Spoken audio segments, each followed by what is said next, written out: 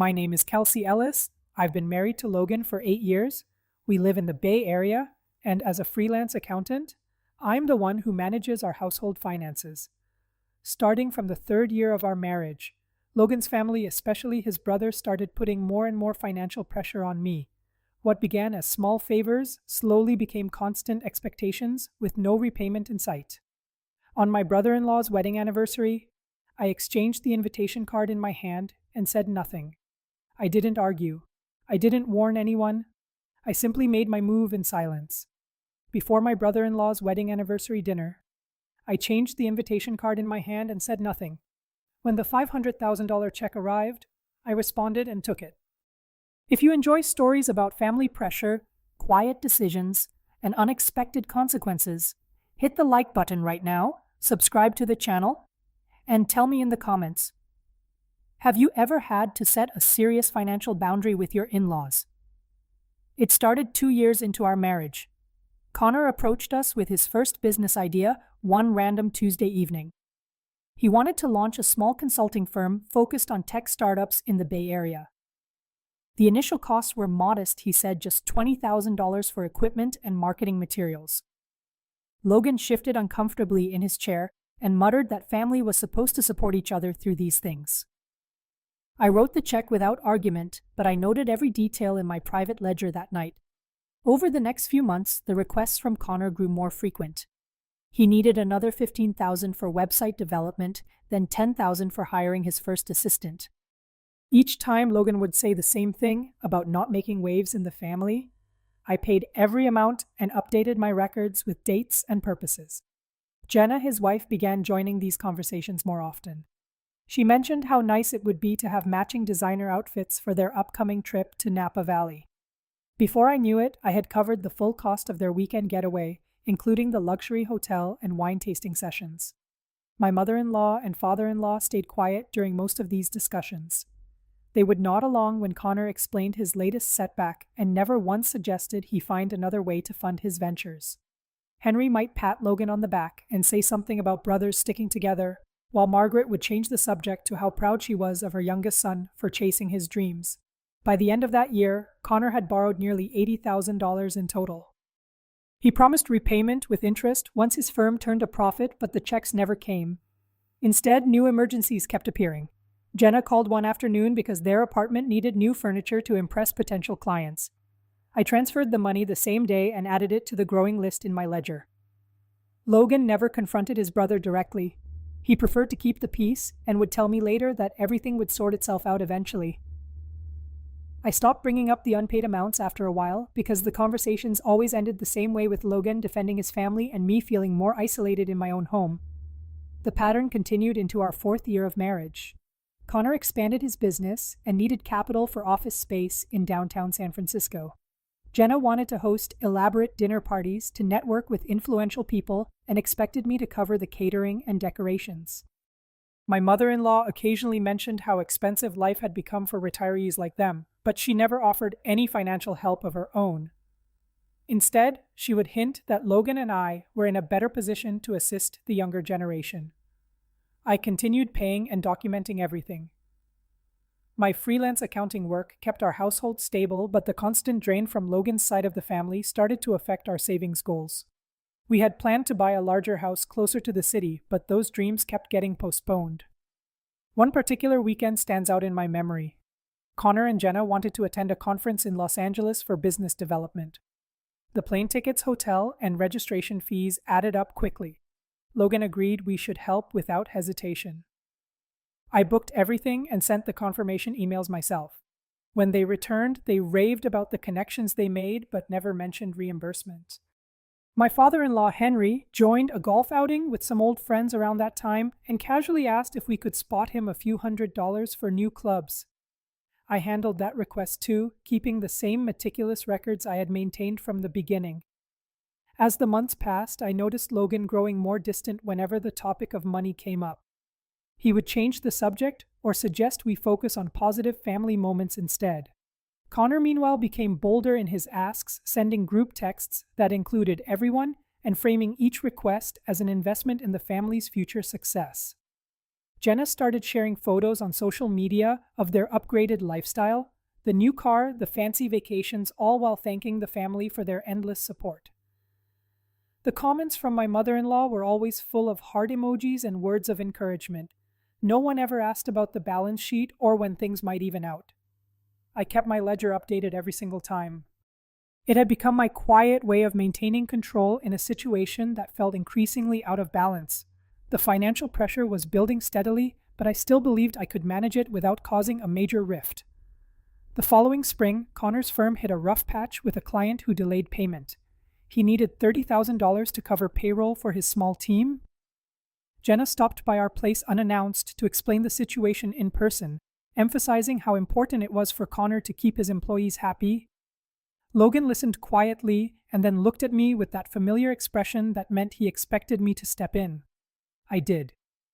I wired the money and updated the ledger once more, noting the exact time and reason. Summer brought even more demands. Jenna decided they needed a new SUV for family trips and business meetings. The down payment alone was $25,000. My mother-in-law called to chat about how nice it would be for the boys to have reliable transportation. She never asked directly, but the implication was clear. Logan agreed with her, and I transferred the funds the next morning. By our 5th anniversary, the total amount I had advanced to Connor and Jenna exceeded $150,000. None of it had been repaid. Logan and I argued about it privately one night, but he insisted that pushing the issue would only create unnecessary tension. I went to bed that evening wondering how much longer I could keep carrying the load alone. My father-in-law Henry started mentioning his own small projects around the same time. He wanted to renovate the backyard at their house and asked if we could contribute to the cost of new patio furniture. Margaret nodded in agreement during the family dinner, and I found myself agreeing to cover half the expense. The pattern was so ingrained by then that it almost felt normal. The summer before last brought things to a new level. Connor and Jenna decided to throw an elaborate birthday party for their daughter at a private venue overlooking the bay. They chose a high-end event space in Sausalito with waterfront views and a full catering team. The guest list included dozens of their business contacts along with extended family. Jenna sent me the detailed invoice a week in advance and simply wrote that it would be wonderful if the family could make the day special. When the final bill arrived at the table, it came to nearly $40,000. Logan sat beside me and stared at his plate without saying a word. I covered the entire amount on the spot while the waitstaff cleared the dessert plates. Connor leaned back in his chair and clapped me on the shoulder as if we had just shared a victory. He told everyone within earshot that he would transfer the money back to me as soon as his next client paid. Jenna stood up during the cake cutting and raised her glass. She looked straight at me and announced to the whole room how grateful they were that some people in the family understood the importance of supporting dreams. My mother-in-law nodded vigorously from her seat and added that it was such a blessing to have a daughter-in-law who could make things happen. My father-in-law Henry smiled and lifted his own glass in agreement. No one mentioned repayment again that evening. The next morning, Connor texted the group chat thanking everyone for making the party unforgettable. He promised once more that the funds would be returned within 2 weeks. 2 weeks turned into a month and then another month. Jenna posted photos of the event on social media with captions about unforgettable family memories and the generosity that made it possible. I felt the exhaustion settling in deeper than before. My workday already stretched long with client deadlines, yet I kept showing up for these family obligations without complaint. Logan would come home and ask how my day went, but never brought up the unpaid balance. When I tried to mention it privately, he would sigh and say that rocking the boat right after such a nice celebration would only create awkwardness. Connor's business hit another slow period that August. He called one afternoon while I was reviewing spreadsheets and explained that he needed an extra $10,000 to keep things afloat until the fall contracts kicked in. Jenna joined the call and reminded me how much their daughter had loved the party. My mother-in-law sent a separate message later that day saying she hoped I could help her son through this rough patch. I transferred the money again. By September, the total I had fronted for that single birthday event still sat unpaid. Connor ran into me at a family barbecue and pulled me aside to say that things were finally picking up and he would square everything away very soon. His tone was confident as always. Jenna stood nearby, chatting with Margaret about how nice it was to have reliable support in the family. The pattern repeated itself through the fall. Connor needed help with marketing materials for a new pitch. Jenna wanted to enroll their daughter in an expensive after-school program and mentioned that the registration fee was due immediately. Each request came wrapped in gratitude and future promises, but the ledger in my mind grew heavier.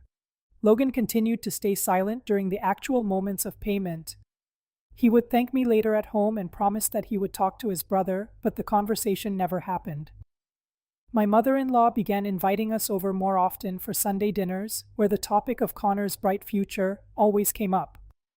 Henry would nod along and comment on how proud he was of his youngest son's ambition. I started to feel the weight of carrying everyone's expectations alone.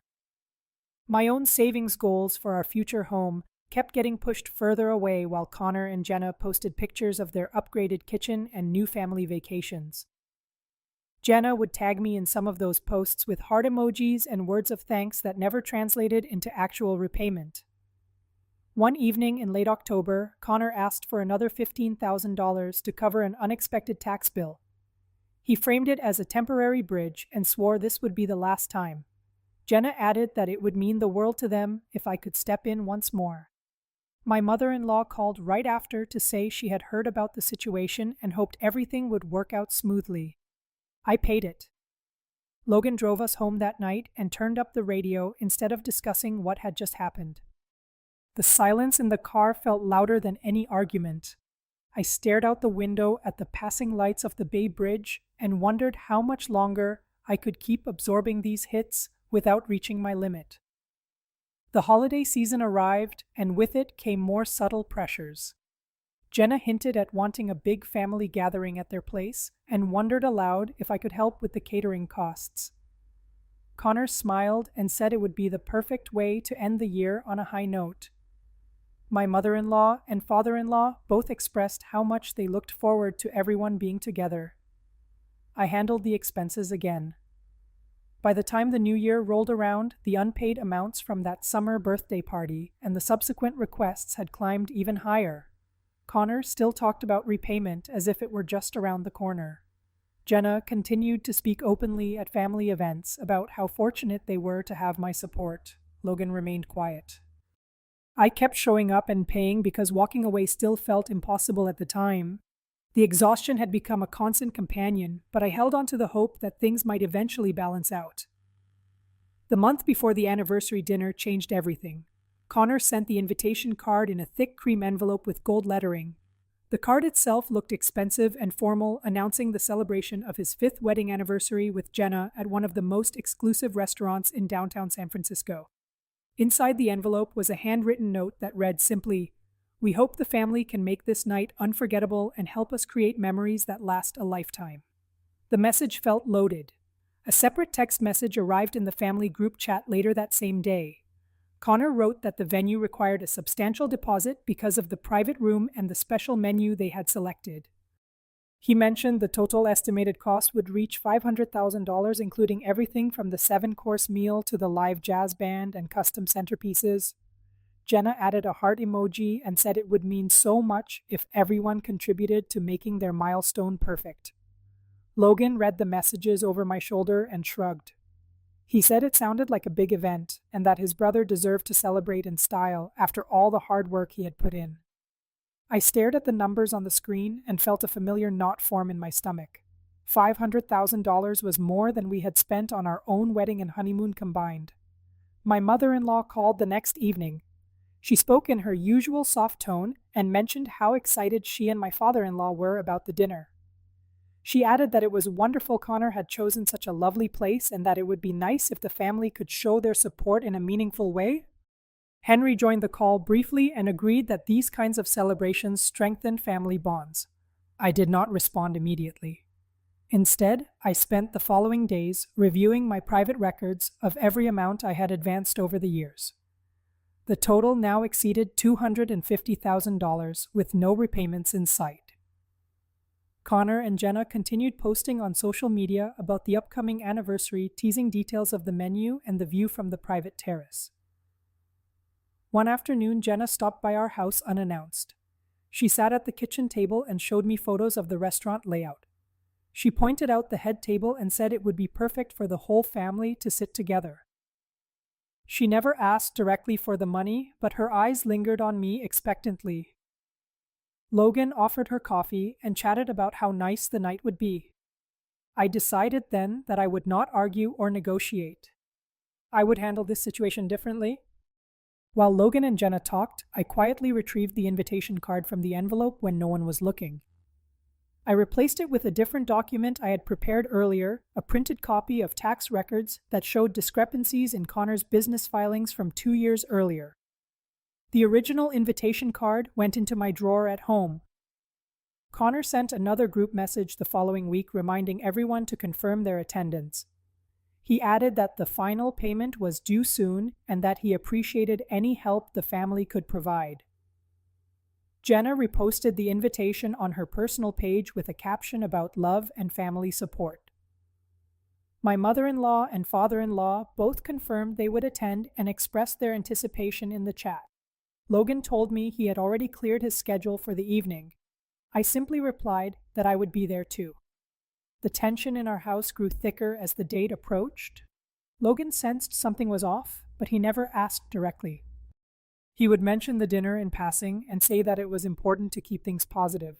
I nodded and continued my daily routine as if nothing had changed.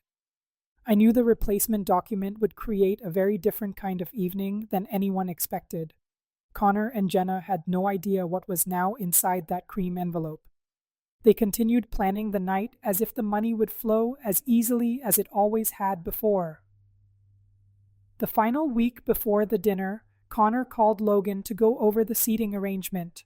He wanted to make sure the family table was positioned perfectly for the toasts. Logan agreed to everything and later told me how much his brother was looking forward to the celebration. I listened without comment. My decision had already been made in silence. The invitation card was no longer what it appeared to be, and the consequences would unfold at the table in front of everyone. The evening before the anniversary dinner arrived quietly. I waited until Logan stepped into the shower. The cream envelope sat on the kitchen counter where he had left it after confirming the final details with Connor. I opened it one last time and made the switch with steady hands. The replacement document slid in perfectly and the envelope looked untouched when I sealed it again. I placed it back exactly where it had been and went about preparing a simple dinner as if nothing had happened. Logan came downstairs later and mentioned that Connor had texted to say everything was set for tomorrow night. He sounded relaxed and even smiled when he talked about the jazz band that would play during dessert. I nodded and served the food without commenting on the envelope. We ate in relative silence with only the sound of utensils against plates filling the space between us. The next morning, Jenna called early. Her voice carried obvious excitement as she described the flowers that had just been delivered to the restaurant and how perfect the table settings looked. She asked if I needed any help deciding what to wear and offered to send photos of her own outfit for inspiration. I told her I had already chosen something simple and hung up shortly after. Connor followed up with a group message reminding everyone of the exact reservation time and asking us to arrive a few minutes early for photos. My mother-in-law replied almost immediately, saying she and my father-in-law were looking forward to the night and that they had bought a small gift for the couple. Henry added a thumbs-up emoji, which was unusual for him. Logan spent most of the day running errands and checking his work email. He reminded me twice that traffic could be heavy heading into downtown San Francisco and suggested we leave with plenty of time. I agreed and continued my own preparations without mentioning the envelope again. By late afternoon, the house felt strangely calm. Logan changed into his suit and adjusted his tie in front of the mirror while I finished getting ready in the bedroom. He complimented my dress in passing and said the night should be memorable. I smiled briefly and picked up my small clutch where the original invitation card now rested safely inside. We drove across the Bay Bridge as the sun began to set. Logan kept the radio low and talked about how nice it would be to see the whole family together in one place. He mentioned that Connor had worked hard to organize everything and deserved a special celebration. I kept my eyes on the road ahead and offered only short responses.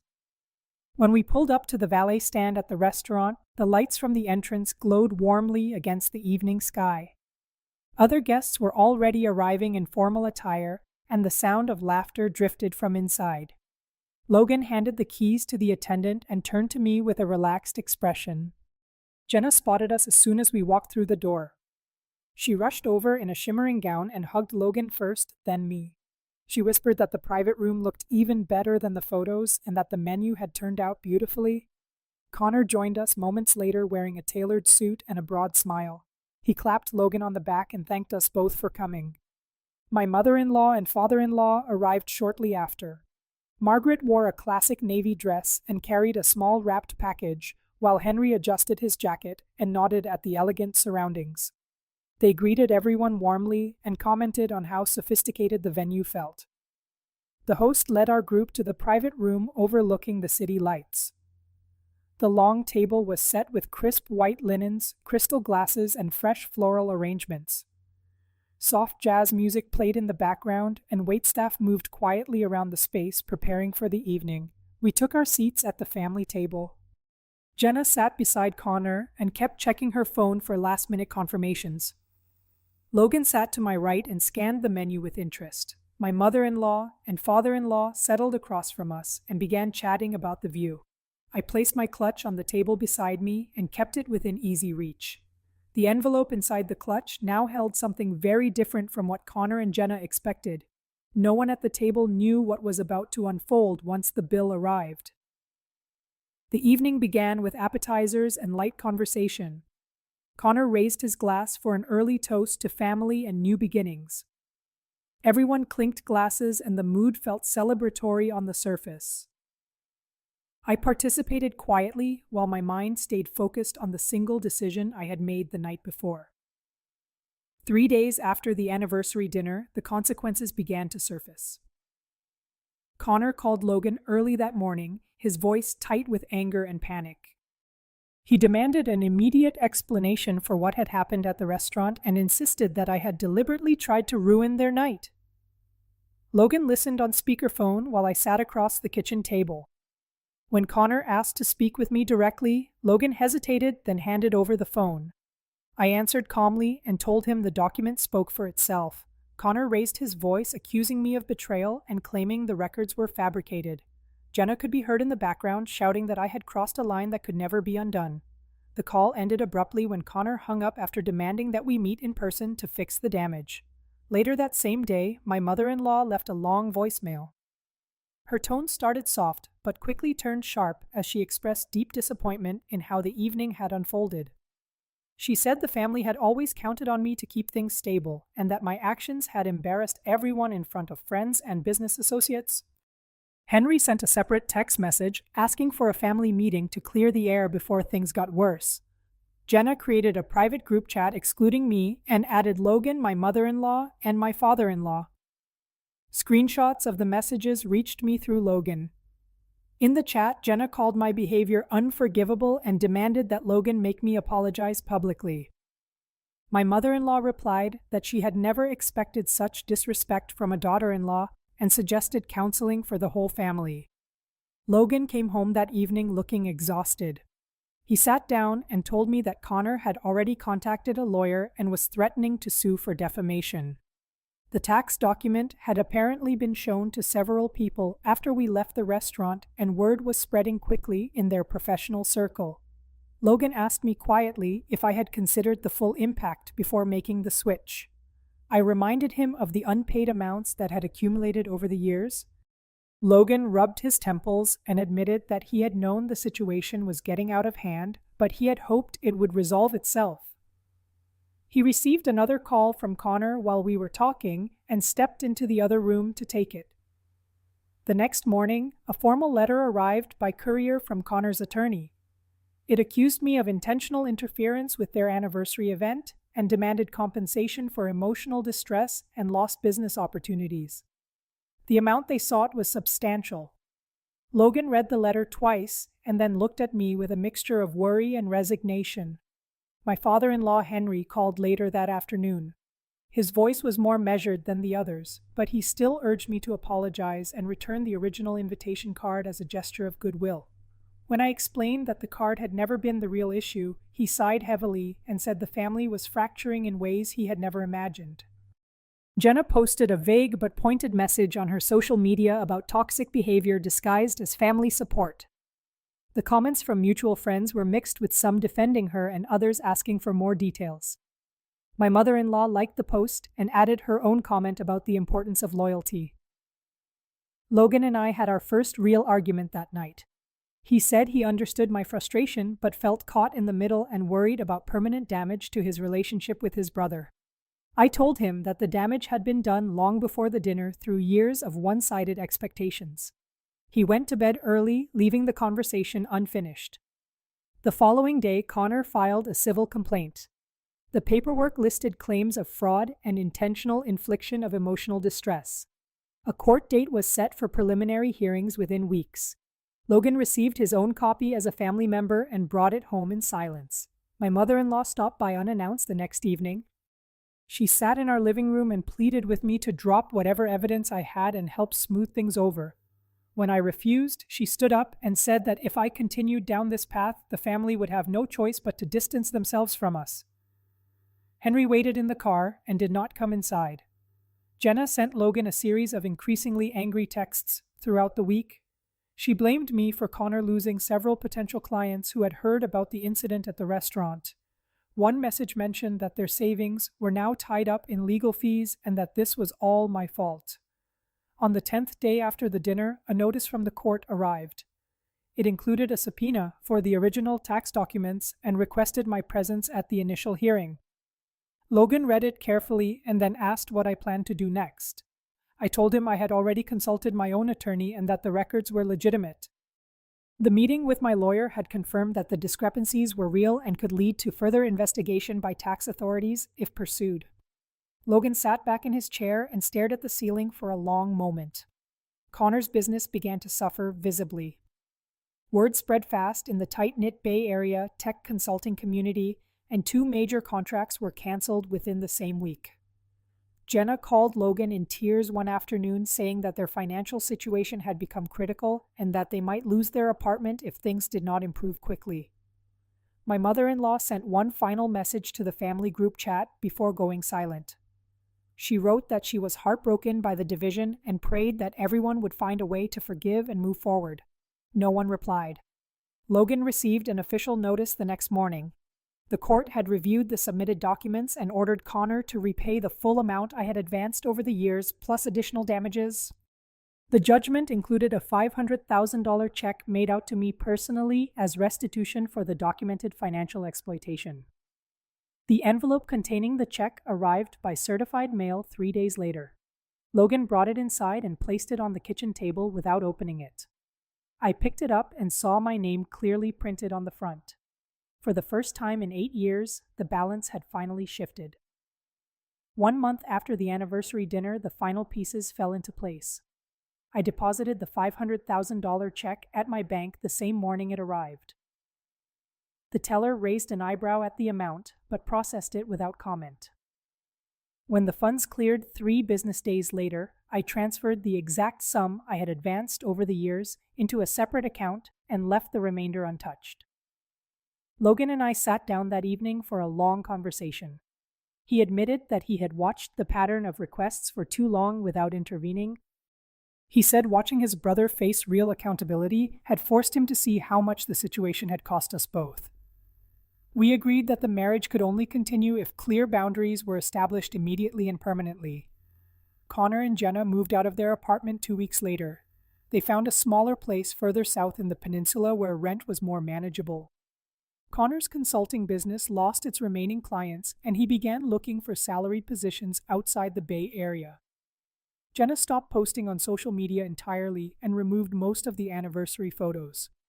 My mother-in-law and father-in-law chose to side with their youngest son. Margaret sent one final message saying she could not support someone who had publicly humiliated family in such a way. Henry did not write at all. They canceled their monthly Sunday dinners and stopped answering calls from Logan. The civil case concluded quickly once the court reviewed the full financial records. The judge ruled that the documented transfers constituted ongoing exploitation and ordered no further contact between the two households except through legal channels, if necessary. Connor was required to cover all legal fees on both sides. Logan chose to stay with me. He blocked his brother's number and removed himself from the remaining family group chats. For the first time in our marriage, he began tracking our own household expenses and contributed more actively to financial decisions. I closed the private ledger I had kept for years. The pages filled with dates and amounts no longer needed updating. The relief that came with that simple action was deeper than I had expected. We started making plans again. The savings that had been drained over 8 years began to rebuild. We looked at houses in quieter neighborhoods and talked about taking a real vacation without worrying about who might need money next. The weight that had pressed on our daily life slowly lifted. Connor reached out once through a mutual friend asking for a private meeting to apologize. Logan declined on both our behalf and explained that the chapter was closed. Jenna sent a single text to Logan months later saying she hoped we were happy with the outcome. Neither of us replied. My mother-in-law and father-in-law still live in the same house, but we have not seen them since the court hearing. Logan occasionally drives by their street but never stops. The silence between us feels final and strangely peaceful. Looking back, I realize the dinner was never really about the anniversary. It was the moment the long pattern of one-sided giving finally broke. The $500,000 check was not revenge. It was simply the correction of a balance that should never have been allowed to tip so far in the first place. Today our home is quieter. There are no unexpected requests or guilt-laden messages. Logan and I talk more openly about money and future goals. The boundaries we set have become the foundation of a stronger marriage rather than a source of conflict. I no longer feel the need to carry everyone else's dreams at the expense of my own. The decision I made in silence that evening before the dinner taught me that protecting your own household is not selfish. It is necessary. Money cannot buy family harmony when respect and fairness are missing. Setting firm financial boundaries may feel uncomfortable at first, but it prevents years of resentment from building. In the end, the only person responsible for your peace is you. I kept the original invitation card as a reminder. It sits in a drawer next to the closed ledger. Sometimes I take it out and look at the gold lettering. The elegant words about creating lasting memories now carry a very different meaning. Our life in the Bay Area continues, but on our own terms. The $500,000 check sits in savings earning interest while we rebuild without the constant drain that once defined our marriage. Logan has started a small side project of his own, and for the first time he discusses the budget with me before making any commitments. The family that once expected endless support now understands that support has limits. Those limits were enforced not with shouting or confrontation, but with a single quiet action at the right moment. I sleep better these nights. The exhaustion that had become normal has faded. In its place is a calm confidence that comes from knowing I finally chose myself and my marriage over a version of family loyalty that only went one way. When we stepped into the private room, the atmosphere shifted immediately. The lights were dimmed just enough to create an intimate feel, while the city skyline sparkled through the large windows. Waitstaff moved efficiently around the long table, pouring water and adjusting silverware. Connor stood at the head of the table, directing people to their seats with a confident smile. Jenna adjusted the floral centerpiece one last time and checked her phone for any last-minute messages. My mother-in-law and father-in-law took their places across from us, looking pleased with the elegant setup. Henry commented on the quality of the wine list while Margaret smoothed her napkin in her lap. Logan sat beside me and scanned the room, taking in the live jazz trio setting up in the corner. The first courses arrived smoothly, and conversation flowed around the table. Connor raised his glass for the official toast, thanking everyone for joining them on this special milestone. He spoke about the importance of family support through the years and how much it meant to have us all there. Jenna beamed beside him, adding that the night was already perfect. As the main courses were served, the energy in the room remained celebratory. Laughter rose from different ends of the table, and the jazz music provided a soft backdrop. I participated in the small talk, but kept my focus on the clutch resting beside my plate. Halfway through the entrees, The server approached with a discreet leather folder. He placed it in front of Connor and mentioned that the bill for the evening was ready whenever they were prepared to settle it. Connor nodded, thanked the server, and opened the folder briefly before closing it again. He looked up with a wide grin and addressed the table. The total came to $500,000, he announced, his voice carrying easily across the room. He turned directly to Logan and said it was time for the family to show their appreciation in the usual way. Then he gestured toward my clutch and suggested that Logan retrieve the envelope from inside it. Logan reached over without hesitation, his hands steady as he picked up the clutch from the table. He opened it in full view of everyone and pulled out the cream envelope. The room quieted noticeably as he began to slide the document free. Connor leaned forward expectantly, his smile still in place. Jenna watched with bright eyes, clearly anticipating the moment. My mother-in-law clasped her hands together while my father-in-law observed silently from his seat. Logan unfolded the paper, and his expression changed instantly. Instead of the invitation card, he held the tax document showing the discrepancies from Connor's business filings. The numbers and highlighted sections were clearly visible under the restaurant lighting. The table fell completely silent. The jazz music seemed louder in the sudden hush. Connor's face drained of color as he stared at the paper in his brother's hands. Jenna's mouth opened slightly, but no words came out at first. My mother-in-law leaned forward, squinting at the document, trying to make sense of what she was seeing. Henry set his wine glass down carefully, his brow furrowed. Logan looked from the paper to me, then back to Connor. His voice was low when he asked what this was about. Connor stammered something about it being a misunderstanding, but the confidence had vanished from his tone. Jenna finally found her voice and demanded to know where the real invitation card had gone. She glanced around the table as if expecting someone else to explain the situation. The other guests at nearby tables began to notice the sudden tension, and the conversations around us quieted. Connor reached for the document, but Logan held it away. The server who had brought the bill stood awkwardly a few steps back, unsure whether to proceed or retreat. The humiliation settled over the family table like a heavy blanket. Connor's earlier boasts about the perfect evening now echoed hollowly in the quiet room. Jenna's hands trembled slightly as she gripped the edge of the table. I sat still and said nothing. The decision I had made the night before had unfolded exactly as I intended, right in front of everyone who had come to expect my support without question. The jazz trio continued playing, unaware of the drama, but the melody now felt out of place against the stunned silence at our table. Connor tried to laugh it off, but the sound came out strained and unnatural. Jenna whispered urgently to him while shooting quick glances in my direction. My mother-in-law finally spoke, asking if this was some kind of joke. Her voice carried a note of disbelief that made several heads turn.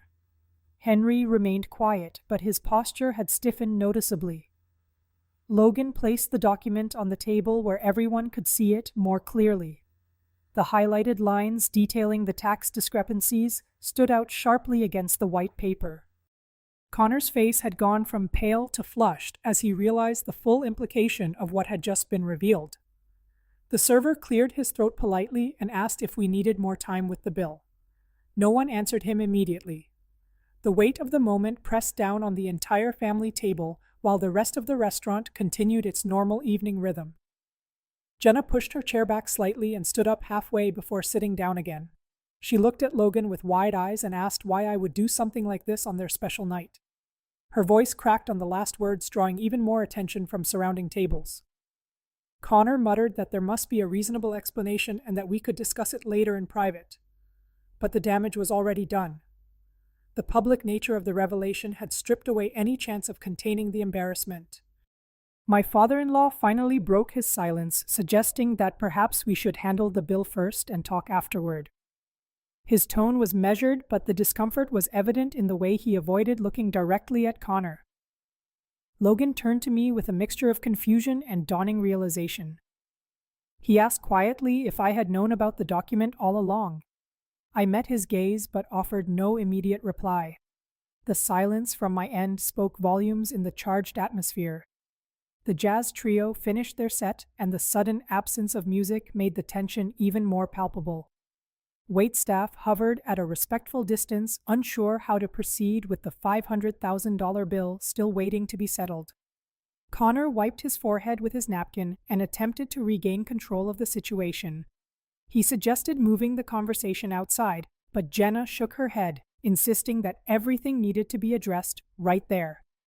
The family that had always counted on my quiet compliance now faced the consequences of that expectation in the most public way possible.